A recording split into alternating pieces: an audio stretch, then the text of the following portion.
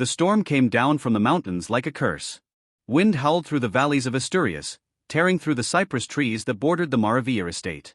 Within those stone walls, where tapestries fluttered and torches fought against the cold, Lady Alara de Maravilla stood by the window, her heart as restless as the blizzard outside. Her father's command still echoed in her ears: "You will wed Lord Casimiro before spring." It was a political union, not a love one. Casimiro was powerful, cruel, and twice her age. But his alliance would save their lands from ruin.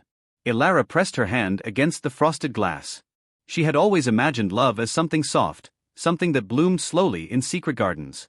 Instead, she was being handed like a coin across the table of noblemen. The wind howled again, and then faintly through the roar came another sound. A cry. A man's voice. Without hesitation, she snatched her cloak, lighting a lantern before any servant could stop her. The guards shouted after her as she crossed the courtyard, boots sinking into snow, the flame trembling in her hand. By the edge of the woods, she found him, half buried in the drifts, blood on his forehead, his breath shallow. A horse lay dead nearby. His clothing marked him not as noble, but a soldier or a fugitive. "Dear God," she whispered, kneeling beside him. "You'll freeze to death." He stirred weakly, eyes fluttering open, gray eyes, like winter sky before dawn. Don't touch me," he rasped. "If they find me here." "They'll find a dead man," she interrupted sharply. "And I won't have that on my conscience." With all her strength, she dragged him back toward the manor. The guards gaped, astonished, but none dared defy their lady.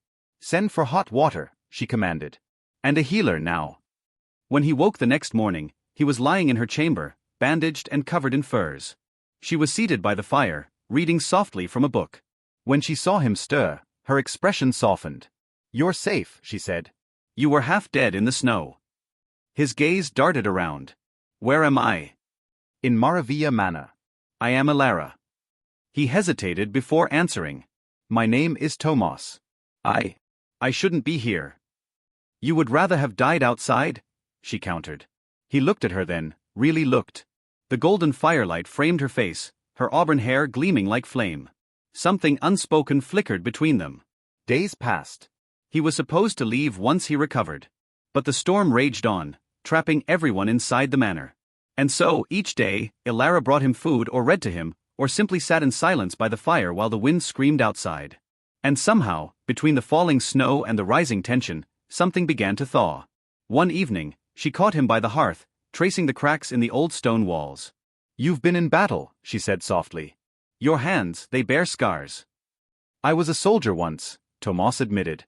"But the war left me with nothing. I deserted." Ilara froze. "A deserter? That's punishable by death." "Yes." His eyes held no fear.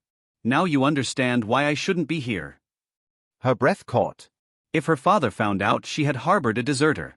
But something in his voice, the quiet dignity, the pain buried beneath his calm, disarmed her. "I'll keep your secret," she whispered. And he smiled for the first time, faint but real. "Then you've already saved my life twice." That night, as the storm clawed at the windows, Ilara lay awake, her heart pounding with a fear she had never known. For the first time in her life, she wasn't afraid of duty or disgrace, but of wanting something she could never have. When the roads finally cleared, Tomas should have gone. Yet he didn't. Ilara found excuses. The snow was still deep in the passes, the horses not strong enough, the fever not fully broken. But deep down, she knew she wanted him to stay. One afternoon, she found him in the stables, brushing her mare. His sleeves were rolled, his muscles flexing beneath the dim light. "You handle her well," she said quietly. He turned, smiling faintly. "She reminds me of you. Proud. Untamed." She flushed, glancing away. "You forget yourself, Tomas." "Forgive me, my lady. I forget many things when you're near." The words hung heavy between them. Ilara turned sharply, pretending to adjust the bridle. "You should not speak to me like that. It's dangerous." "For whom?" he asked, stepping closer. "For both of us." Her heart hammered in her chest, but she didn't step away. Outside, the snow had begun to melt, dripping from the eaves in slow rivulets. Spring was coming, but with it, the end of their fragile, stolen time. That evening, her father returned from the capital with news. "Your wedding will be held within the month," he declared. "Lord Casimiro has sent his vows, and he expects you to honor them." Ilara felt the room tilt. So soon. Be grateful, her father snapped. He will restore our debts and protect our name. You were born for this duty. That night, she found Tomas standing on the balcony, staring into the cold stars. You have to leave, she said, her voice trembling. If my father learns who you are. He turned to her. I'll go. But tell me one thing before I do, will you marry that man? Tears stung her eyes. I have no choice. There's always a choice. Not for me. You don't understand, I am bound by name, by duty. He crossed the space between them, taking her hand. Then run away with me. Tonight. Before the dawn. Ilara's heart leapt and broke all at once. Tomas. He cupped her face, his thumb brushing away her tears. You saved my life, Ilara. Let me save yours. Her lips parted, trembling with the words she couldn't say. And then, she kissed him. It was fierce, desperate, a spark in the heart of winter. All the rules of her world shattered in that moment. The class divide, the promises, the fear. Only warmth. Only him. But dawn comes for all lovers who steal from the night. The next morning, her father's men found Tomas trying to slip through the servants' passage. They dragged him before the Duke in chains. A deserter, her father thundered. And you harbored him in my house. Ilara rushed forward. He was dying. I only. Silence. Her father's hand struck her cheek. The hall gasped. Tomas tried to rise, fury in his eyes, but the guards forced him down. For your betrayal, her father declared, he shall hang by dawn. And you will wed Casimiro as planned, or this house will lose everything. Ilara fell to her knees. Please. Father, no. He did nothing but her father had already turned away. That night, the world outside was silent again. Snow falling soft and endless, covering the land like a shroud. Ilara crept through the corridors with a single torch, her heart breaking with every step. In the dungeon below, Tomas knelt in the shadows, his hands bound. When she saw him, the tears she'd been holding finally fell. I can't let them take you, she whispered. I won't. He shook his head. Ilara, you'll destroy yourself. What is left to destroy? She breathed. If I lose you, I lose everything. The keys trembled in her hand. She unlocked his chains. Go, she said.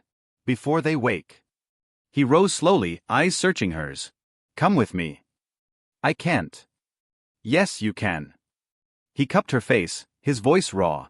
You're stronger than you think. She wanted to believe it.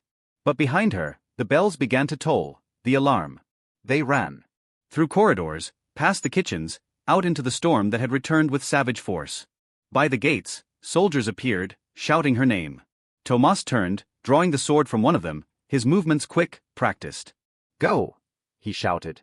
Ride. But she couldn't leave him. Not now. Not ever. Together, she said fiercely. We go together. The horses thundered down the frozen path, snow whipping their faces.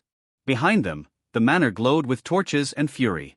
They rode until the forest swallowed the world, until only the sound of their breathing filled the night. At last, they stopped by a frozen lake, the moon casting silver over the ice. We can rest here, Tomas said, dismounting. When dawn comes, we'll cross into Galicia. I know people there who can hide us. Ilara nodded, though her hands trembled. The reality of what she'd done began to sink in. She had betrayed her blood, her title, her world. But when Tomas wrapped his arms around her, all fear melted. You're free now, he murmured. We both are. Free, she whispered, as if testing the word for the first time. They built a fire beside the lake. She watched him through the flickering light, the lines of his face soft, his eyes bright with something that wasn't just love, it was awe, disbelief, devotion. Ilara, he said quietly. When I was lying in that snow, I thought I'd seen the last of the world. Then you came, like warmth in a place where none should exist. She smiled faintly. You think too kindly of me. I think truthfully, he said. You saved me. But not just my life, you saved the part of me that still believed in goodness. Her eyes filled with tears. And you showed me what it means to live for something real. For a while, there was only silence, the crackle of fire, the whisper of snow. Then he leaned forward, kissed her once more, slow, reverent, eternal. It should have been their beginning. But fate has a cruel sense of timing. The soldiers found them by morning. Ride. Tomas shouted, grabbing her hand. They leapt onto the horse, snow exploding beneath the hooves. Arrows whistled past. One struck him in the shoulder. He gritted his teeth, refusing to let go. They reached the frozen river, and then, a sound like thunder as the ice cracked beneath them. "Elara!" he shouted, pushing her toward the bank. "Go." "No." But the ice gave way. Cold swallowed them both. She fought upward, breaking through the surface, gasping. When she reached him, he was sinking, his eyes still fixed on her. She screamed his name, clawing at the water until hands pulled her back, soldiers shouting. They dragged her to shore, but Tomas was gone beneath the ice. Elara collapsed, sobbing, her voice lost to the storm. When the world thawed weeks later, his body was never found. Some said the river carried him to the sea. Others whispered he survived, living under another name, far beyond the mountains. Elara never married Casimiro. She withdrew from court, spending her days tending the small chapel near the lake where the snow fell soft and silent. Every winter, she lit a lantern on the frozen shore, a flame for the man who had turned her snowstorm into a heartstorm. And sometimes, when the wind carried through the trees just right, she swore she could hear his voice in it, whispering her name. Elara.